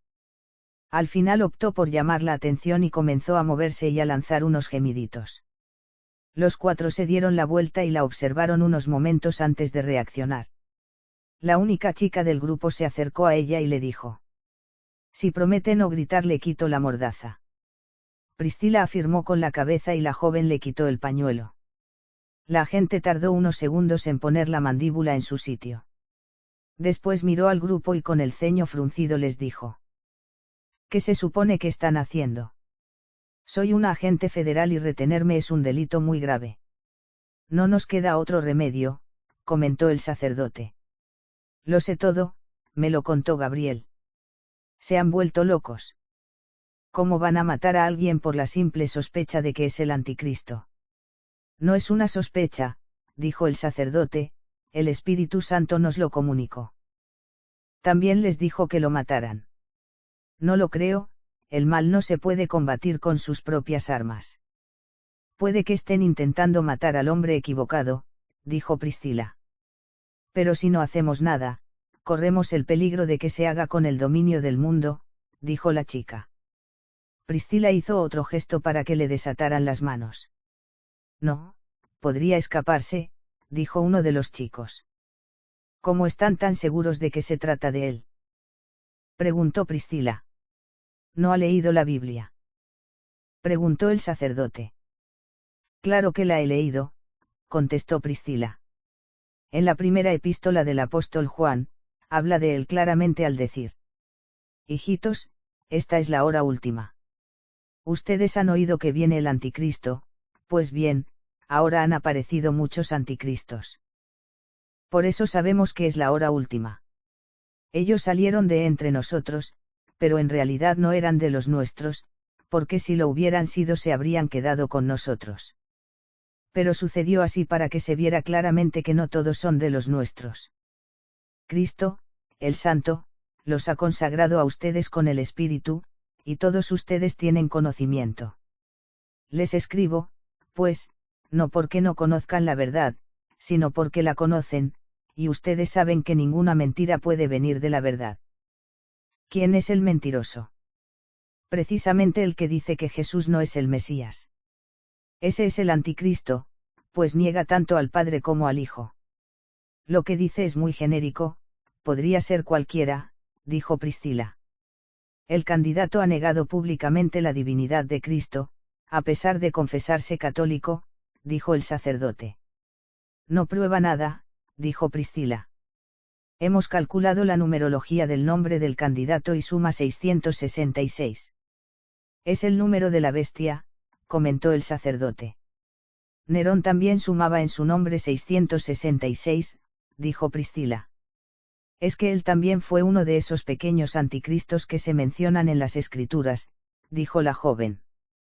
Priscila entendía que ellos intentaran hacer que todo encajara, pero no todo lo hacía, al menos para ella. Hay muchas más pruebas. Según el profeta Daniel, será un hombre.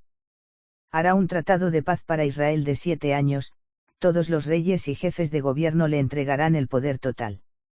Usará la paz como su arma principal, para unir a todo el mundo. Le ayudará un falso profeta que hace milagros. Un hombre que es muy elocuente y convincente.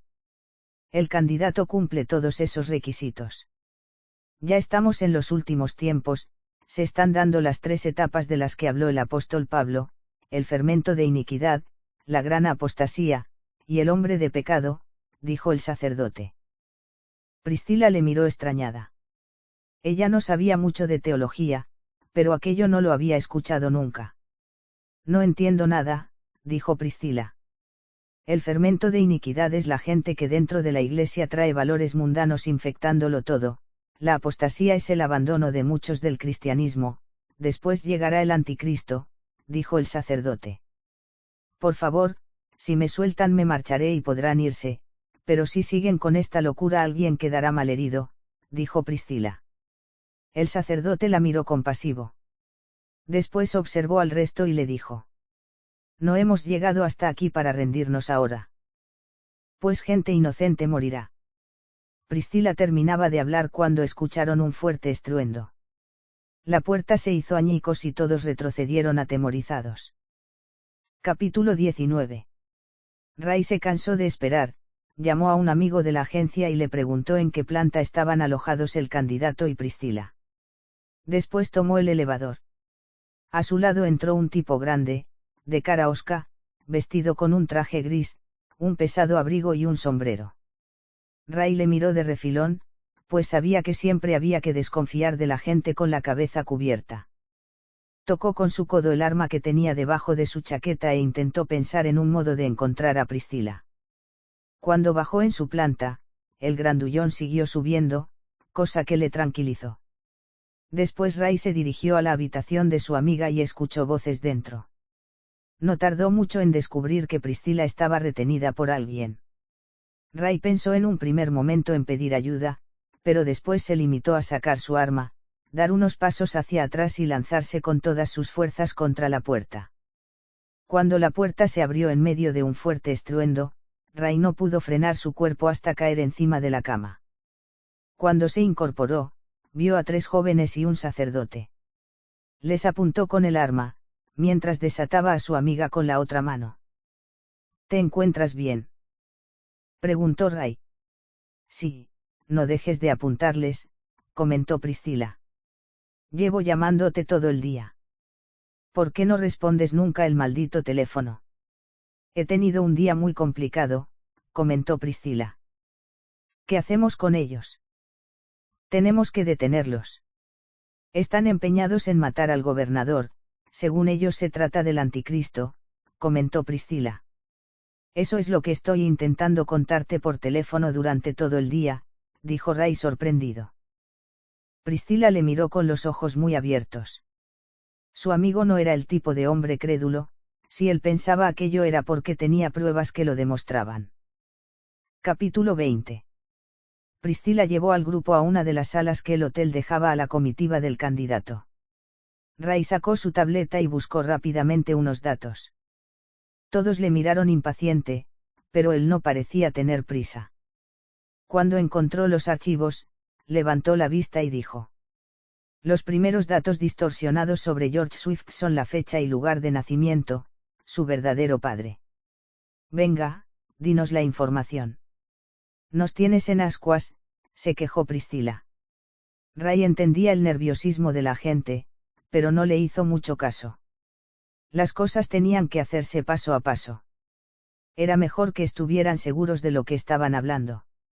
Según su biografía oficial, George Swift tiene 45 años, varón blanco, casado con Margaret, con 2 hijas, Mirla y Patrice, licenciado en Derecho por la Universidad Columbus de Nueva York, había sido congresista durante 5 años y gobernador durante 8 años.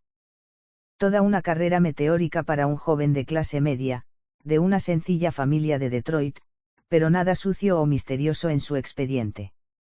Católico practicante, pero de talante no muy conservador, había servido en la Guardia Nacional y era muy aficionado al béisbol. Exacto, dijo Priscilla. La mayoría de los datos están manipulados. George Swift nació en Nueva Orleans, comentó Ray. En Nueva Orleans. ¿Qué sentido tiene ocultar tu lugar de nacimiento? Preguntó Priscilla confusa. Tiene mucho sentido, sobre todo si eres hijo de una madre soltera que sufrió un terrible percance, dijo Ray. No entiendo, comentó Priscilla. ¿Te acuerdas del caso de las jóvenes que eran secuestradas por una psicópata en Nueva Orleans?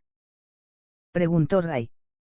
Claro que me acuerdo, fue mi segundo caso importante. En el estadio de fútbol americano nos contaron la historia de una joven que fue violada por el equipo local de jugadores. Su nombre era Mary Carpenter, una joven de iglesia, que fue salvajemente violada por todo el equipo. Para evitar el escándalo le dieron dinero con la condición que dejara la ciudad. Al parecer, Mary se fue con sus padres a Dallas y allí vivió con el niño un tiempo, pero nunca se recuperó totalmente del trauma de la violación. Pasó la mayor parte de su vida en psiquiátricos. Cuando sus padres murieron, su hijo Michel fue dado en adopción a una familia. Los señores Swift, dijo Priscilla. Exacto, dijo Priscilla. Puede que el propio candidato no sepa nada sobre su madre, comentó Priscilla. Ray tocó la pantalla de su tableta y apareció un nuevo archivo. Los padres adoptivos de George eran dos personas ejemplares en su comunidad, vivían cerca de la ciudad de Detroit, hasta que su padre murió en extrañas circunstancias. ¿Qué quieres decir, Ray? Preguntó extrañada la agente. El niño, que en ese momento tenía 11 años, fue el principal sospechoso de la muerte de su padre. Al parecer, ambos salieron a pasear en bicicleta, pero únicamente regresó el chico, con su ropa manchada de sangre. Cuando le preguntaron dónde estaba su padre se negó a responder, parecía estar en estado catatónico. A las pocas horas encontraron al padre acuchillado. Cuando analizaron la sangre de la ropa de George, vieron que pertenecía a su padre adoptivo. No se pudo probar nada contra él, la versión oficial fue que los dos habían sufrido un asalto y el chico había logrado escapar, pero se había quedado conmocionado, dijo Ray. Entiendo, pero es extraño que eso no tuviera consecuencias, dijo Priscilla.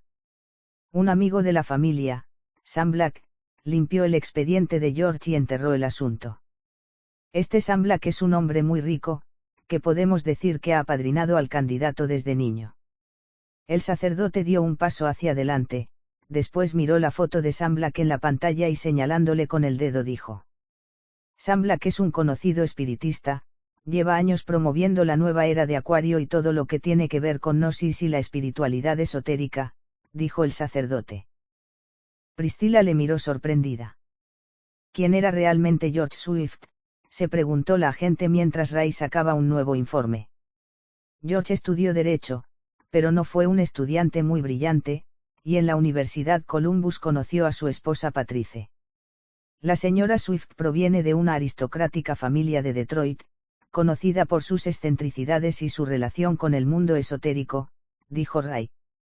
Todo apunta a que George fue criado por brujos, concebido de una forma terrible y que esos brujos aún le dirigen, comentó el sacerdote.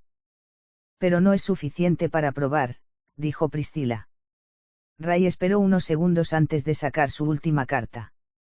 Miró a todos con detenimiento y después dijo. Lo más increíble de todo es la relación cercana entre George Swift y Samuel Lewis, dijo Ray. ¿El arzobispo de Boston?, preguntó Priscilla sorprendida. No, señora. Ahora es el nuevo Papa Juan Pablo III, dijo el sacerdote. Todos se miraron atónitos. ¿Cómo sabes que son amigos?, preguntó Priscilla. Al menos coincidieron un año en la Universidad Columbus, fueron a la misma clase. De ahí nace su amistad, que han mantenido hasta ahora. Ya saben que ambos defienden un gobierno único de la Tierra en estos momentos de crisis, que estaría presidido por la ONU, también su política contra Israel es clara, dijo Ray. ¿Quieres decir que el nuevo papa es el falso profeta y el candidato el anticristo? Preguntó Priscila. Todo encaja, según Apocalipsis el anticristo vendrá del mar, lo que en la Biblia simboliza toda la muchedumbre humana. Por eso tiene que ser gentil. En cambio, el falso profeta viene de la tierra, que simboliza la promesa a Israel y por eso tiene que ser judío. George es gentil y Samuel Luis es judío, dijo el sacerdote. Exacto, todo parece indicar eso. Hasta el atentado que ha sufrido George aparece en la Biblia, dijo Ray. Tiene razón. En la Biblia se dice que el anticristo será herido de muerte, pero será sanado de manera milagrosa, comentó el sacerdote. Priscila se quedó pensativa, parecía que las pruebas eran irrefutables, pero tenía dudas sobre lo que debían hacer. Aunque todo eso sea cierto, no podemos hacer nada para impedirlo, dijo la agente. Si le desenmascaramos, dijo Ray. Nadie nos creerá, dijo el sacerdote. Entonces lo único que nos queda por hacer es terminar lo que empezamos. Debemos matarle, dijo la joven, que hasta ese momento había estado callada.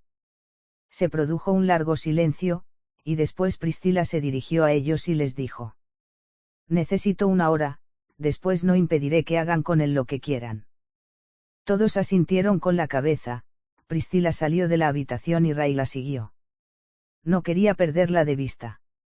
Sin duda, este era el caso más difícil al que se habían enfrentado. El destino de la humanidad estaba en juego. Capítulo 21. Cuando Priscila llegó a la habitación del candidato había varias personas con él. Su mujer, Patrice, que había adelantado el viaje para verle, el señor Black, el jefe de campaña y el representante del partido en la ciudad. Priscila se quedó unos momentos en silencio junto al grupo. Todos hablaban de las encuestas, pero también de la necesidad de suspender la campaña o al menos acortarla. Podemos regresar a Washington. Dentro de un mes serán las elecciones, superas al otro candidato en las encuestas. Con unas cuantas buenas entrevistas y 2 mítines más, ganarás la presidencia sin dificultad, dijo el jefe de prensa. Pero pareceré un cobarde. ¿Quién va a votar a alguien para la presidencia del país si a las primeras de cambio se esconde? Preguntó George. Tienes razón, dijo Sam Black, que hasta ese momento había permanecido con los brazos cruzados en un rincón de la habitación. Su aspecto era inquietante. Tenía la cabeza totalmente rapada, su cara era redonda, tenía un gran bigote negro y su prominente barriga estaba oculta en un amplio traje de color marfil. Creo que es mejor que sigas, dijo la mujer de George. Pediremos al gobierno que refuerce más la seguridad, dijo el miembro del partido en la ciudad. George parecía meditabundo, no tenía miedo. Se sentía un hombre elegido por la providencia para regir los destinos del mundo, pero había momentos en que lo más sabio era ceder. La gente lo entendería, pensó mientras levantaba la mirada. Volvemos a Washington, dijo George. Sam Black salió del cuarto furioso, su esposa le abrazó, y después se despidió. Tenía que volver a casa, tomaría el avión privado de Sam. No quería dejar solas a las niñas, que estaban nerviosas. Unos minutos más tarde, los únicos que permanecían en la habitación eran el jefe de prensa y el candidato. ¿Podemos hablar a solas?, preguntó Priscila. George la miró algo hastiado, se le veía realmente agotado. La gente nunca había percibido tanta humanidad y vulnerabilidad en su rostro como aquella noche. Sí, claro. Le debo la vida. El jefe de prensa dejó la sala y los dos se quedaron a solas, frente a frente. Priscila quería ser muy directa y rápida, no quería tener la más mínima duda. Estaba a punto de matar al hombre que se había comprometido a mantener a salvo. Capítulo 22. Sam caminó por el pasillo, pero se detuvo en los elevadores. Unos segundos después salió la mujer del candidato y los dos se pusieron a hablar. Ray les vio y se acercó a ellos para intentar escuchar la conversación. El pasillo se torcía a la derecha en la zona de elevadores, por lo que podía estar muy cerca de ellos sin que ellos pudieran verle. No continuará, dijo Patrice. Tiene que continuar, comentó Sam. No lo hará, llevo 15 años con él y lo conozco, comentó la mujer. Oblígale, amenaza con dejarle si no continúa con la campaña, dijo Sam. Eso podría hacerle sospechar, dijo Patrice. No creo que sospeche de ti. Llevan juntos muchos años. No olvides que tienes que hacer lo que nosotros te mandemos. Cada uno de nosotros tiene una función en este juego de ajedrez. Cuando nuestro amo deja que mate a este mundo, entonces recibirás tu recompensa, dijo Sam. La mujer se quedó en silencio. Reconocía que se había enamorado de su esposo, aunque su vida estuviera programada desde el principio. ¿Qué sucedería si no continúa la campaña?, preguntó Patrice. Sería un desastre, llegaría a la presidencia y nuestro candidato tendría que esperar otros 4 años, pero eso es inadmisible, dijo Sam. Lo convenceré, dijo Patrice. La mujer del candidato dio un beso en la boca al hombre, y después los dos tomaron el elevador. Ray se dio la vuelta, tenía que avisar a Priscilla de que todo era un complot para asesinar a George Swift, pero se dio de bruces con un tipo alto. ¿Dónde crees que vas?, preguntó el gigante. Ray le miró fijamente, aquel tipo era el del elevador. Al final tenía razón, le estaba siguiendo. Apenas pudo pensar nada más, pues el gigante le dio un puñetazo que le tiró al piso, dejándole medio inconsciente. Capítulo 24. George se cruzó de brazos, esperando a que hablara Priscilla, pero la gente no sabía por dónde empezar. Era muy difícil ir directamente al grano y que él le contara la verdad. Ya sabemos por qué el joven y Susan querían atentar contra usted, dijo Priscilla. ¿Tan pronto?, preguntó el candidato. Sí, el chico confesó enseguida, dijo Priscilla. ¿Por qué me querían matar?, preguntó el candidato. Creen que usted es el anticristo, dijo Priscilla sin dejar de observar el rostro del hombre. Es una broma, dijo George sorprendido. Me temo que no lo es. Un antiguo miembro del FBI y amigo mío ha estado indagando sobre usted y ha descubierto cosas inquietantes, dijo Priscilla. ¿Y por qué ha estado investigando sobre mi vida? El contribuyente le paga para que me proteja, dijo el candidato muy enfadado. Susan Peterson nos llamó, tenía algunas sospechas sobre usted. Creía que tenía algo que ver en el asesinato del periodista, confesó Priscilla. Eso es absurdo, porque iba a hacer yo mal a nadie, comentó George. Por la misma razón por la que ocultó su pasado, dijo Priscilla. ¿Mi pasado?, preguntó el candidato. Priscilla dudó unos instantes, tenía la impresión de que George era un completo ignorante de su propia vida. Usted es hijo de una joven de Nueva Orleans llamada Mary, fue adoptado por sus padres. ¿Se ha vuelto loca?, preguntó el candidato acercándose a ella. Parecía muy alterado, pero Priscilla no se amedrentó. Tampoco recuerda lo que sucedió con su padre adoptivo. George se quedó paralizado, como si hubiera recibido un fuerte golpe en el estómago. Después comenzó a llorar. No lo entiende. Ellos creían que no me daba cuenta de nada, pero lo he sabido desde el principio. Me faltaban algunas piezas para completar el puzzle, pero usted acaba de dármelas, dijo George. Ahora la que no entiende nada soy yo, dijo Priscilla. Aquel día, mi padrastro me llevó a la montaña con la bicicleta para terminar con mi vida. Comentó que mi destino era terrible, que todos los que me rodeaban simplemente seguían un plan prefijado. Mi madre no era mi madre, me dijo. Ni siquiera era su esposa de verdad, mantenía una relación con Sam. Ahora sé también que Sam se acuesta con mi esposa, pero ¿qué puedo hacer yo? He sido predestinado para esto, dijo el candidato. Nadie ha sido predestinado para nada, somos libres de elegir. Usted también puede elegir, dijo Priscilla. No puedo, dijo el candidato cayendo de rodillas con las manos tapándole la cara. Priscilla se agachó y le puso la mano en el hombro, pero en ese momento, alguien llamó a la puerta. Pero quien fuera no esperó respuesta, pegó un par de tiros en la cerradura y entró. Hijo de maldad. Hoy morirás. Gritó el sacerdote. El candidato le miró horrorizado desde el suelo. Priscila levantó los brazos, tenía que impedir que disparara. No es él, dijo la agente. Te ha engañado a ti también, dijo el sacerdote. No es él, insistió la agente. En ese instante, apareció en el quicio de la puerta el hombre gigantesco y de un solo golpe derrumbó al sacerdote. Priscila le miró atónita. Señor Swift, será mejor que venga conmigo, dijo el gigante. Capítulo 25. El candidato no daba crédito a sus ojos, aquel hombre no parecía humano. Su cuerpo era muy grande, llevaba el cabello oculto bajo una gorra, pero parecía largo y rubio, y sus ojos azules parecía desprender fuego. ¿Por qué iba a irme con usted?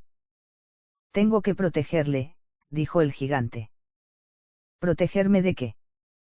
Preguntó el candidato. Le matarán, dijo el gigante. ¿Quién me matará? Usted es el que quiere matarme, dijo el candidato. Desde el principio ha habido muchos anticristos. El diablo ha intentado que gobernaran el mundo. Personas como Nerón, Napoleón, Hitler o Stalin. Todos ellos eran candidatos, pero nosotros conseguimos retrasar su llegada hasta el momento señalado por Dios, dijo el gigante. ¿Quiénes son ustedes? Preguntó el candidato. Eso no importa. Los hijos del diablo pretenden matarle en el último momento, para asegurarse de que su verdadero candidato llega al poder, dijo el gigante. ¿Su verdadero candidato? Preguntó George. Sí, su verdadero candidato es. Se escuchó un disparo, el sacerdote se había puesto de nuevo en pie y había disparado al gigante. Este se dio la vuelta y el sacerdote volvió a dispararle un par de veces hasta que se derrumbó. Después apuntó al candidato y disparó hasta agotar el cargador. Priscila no pudo reducirle a tiempo. Cuando se acercó a George, este agonizaba en el suelo. Aguante. Llegará ayuda pronto, dijo Priscila. Ray apareció por la puerta y le quitó el arma al sacerdote, que estaba de rodillas llorando en el piso, después se acercó a su amiga y le puso una mano en el hombro. Cuando llegó el resto de agentes, George Swift ya había muerto. Epílogo. El 21 de enero hacía una mañana terriblemente fría en Washington. Priscila miraba desde la lejanía la investidura del presidente de Estados Unidos. Tras la muerte George Swift, el otro candidato, Marco Tardelli, había ganado las elecciones frente al candidato a la vicepresidencia que se presentaba con George. Tras el juramento, Tardelli se subió al estrado y realizó su discurso. Es un honor ser su presidente. Lamentamos la muerte del candidato George Swift, él siempre se consideró un hombre movido por la providencia. Estaba destinado a morir como un sacrificio ante el altar de nuestra democracia. Mi deber ahora es llevar a nuestra nación a una nueva realidad. Terminaremos con esta crisis si unimos nuestras fuerzas a las del resto de naciones de la Tierra. Una nueva era de paz y armonía nos espera. Lo primero que haré será conseguir una paz duradera entre Israel y sus vecinos. La ONU debe coordinar un gobierno universal, en el que se distribuya mejor la riqueza de las naciones. Es nuestro deber que esta generación sea la última en el planeta que pasa hambre. Para ello contaremos con la ayuda de todas las religiones. Hoy nos acompaña el Papa Juan Pablo III, el primer Papa estadounidense. Él se ha comprometido con todos los principales líderes religiosos a contribuir a la paz entre religiones y a fomentar una nueva era de amor y armonía. Mientras Priscila escuchaba el discurso, volvió a su mente el rostro de George Swift antes de morir. Ahora conocía en qué consistía su misión, era la elegida para retrasar el fin del mundo. Acerca del autor.